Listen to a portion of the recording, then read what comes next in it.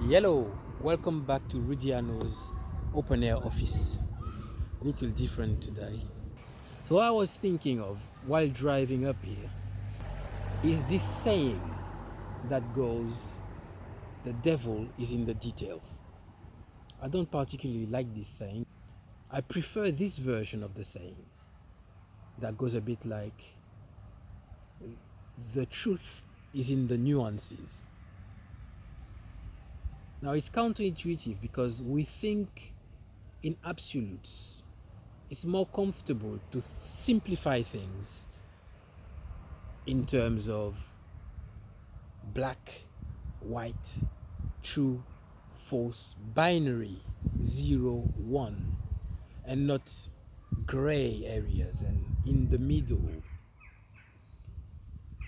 because of efficiency. If we were to take stock of every situation and trying to analyze everything in order to reach the right conclusion, decisions would take a long time. We wouldn't be moving, basically. So we need shortcuts. We need frameworks. We need to be able to judge things quickly, decide, move on. So we tend to lean a lot on our ability to see things as black or white.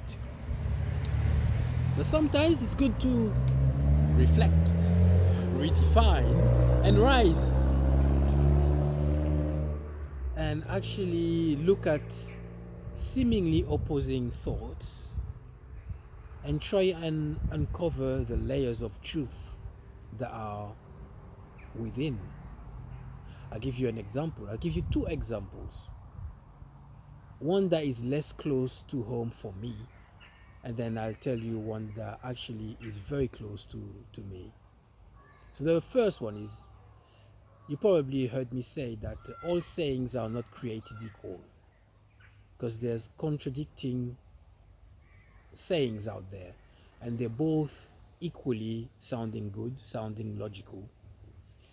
So it's very easy to just be on one camp or the other. But then when you look at it, you're like, we need to unlock another set of truth by pitting those ideas against each other in what is called dialectic, in order to see if we can't hold those two ideas and actually find that they complement each other instead of contradicting each other. So case in point. So you may have heard this idea that you should not advertise your next move to anybody until you have made the move. A couple of reasons why is that, one is because people might try to discourage you because they think that you're challenging the status quo, and they don't like that. They feel threatened by it, subconsciously or consciously. So they want to preserve the status quo by encouraging you to stay where you are. Some people call it the crab mentality. Crabs in the barrel, one tries to climb down, the others pull that crab back. Another reason they say is that even if the people you talk to do not have the crab mentality, the fact that you're talking about this goal may give you a hit of dopamine, tricking your brain into thinking that you actually have already reached the goal. You thereafter slack off. So yeah, equally valid. Now, what about the opposite idea? The opposite idea was to, yes, you have to tell about your goals, because then they make you accountable,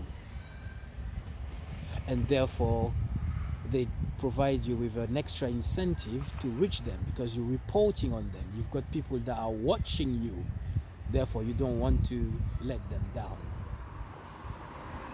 Now, I can see the validity of both ideas. You know, advertise publicly, do not advertise publicly. They both got their pros and cons. What about a happy middle? I don't know what that is for you.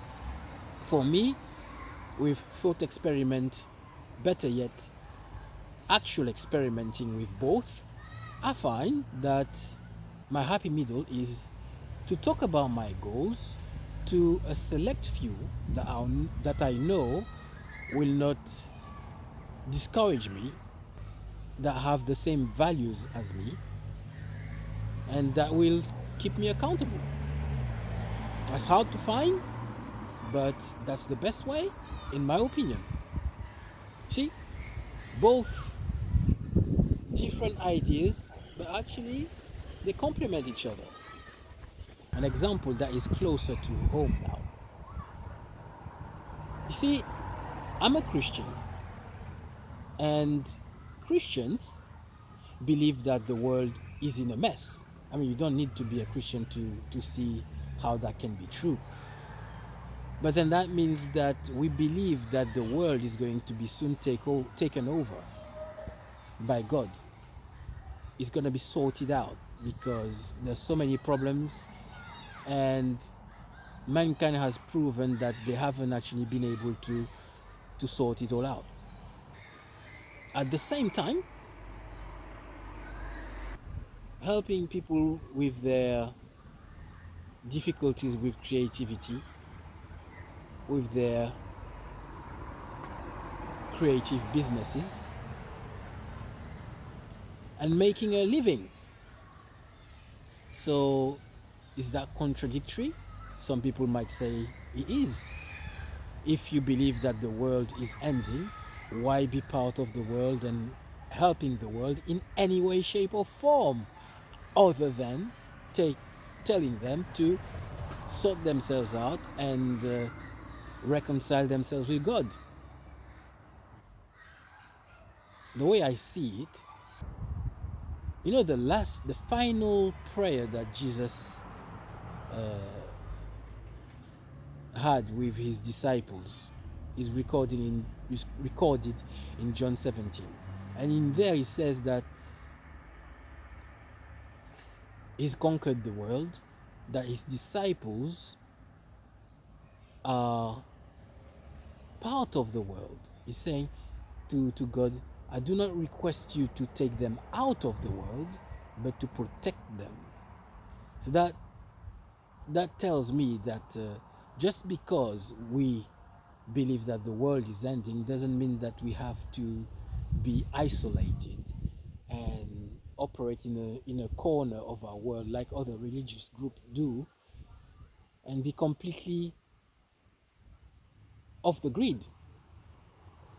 I mean, one of Jesus' command was to let our light shine so that people may be drawn to the gospel. How do you do that if nobody can see you and that you do not operate in the world? So you have to strike a balance there.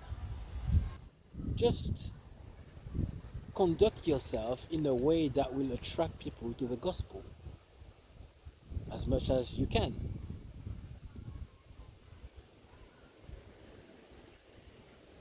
So that's how I see it. And then hopefully, while you're conducting your business, then people will ask themselves questions, ask you questions maybe, and then you may be able to draw them to the gospel. That's the way I see it. See again, two different opinions, two different ideas, seemingly opposing each other, but actually complementing each other. So it's like being part of the world, but not rooting for it. Being part of the world and doing what needs to be done, but the first loyalty being to the world actually being taken over but somebody who knows what it's all about, its creator. So that's my idea. Obviously, I'm not here to preach to you, so don't expect me to be talking about that all the time unless you ask me for it.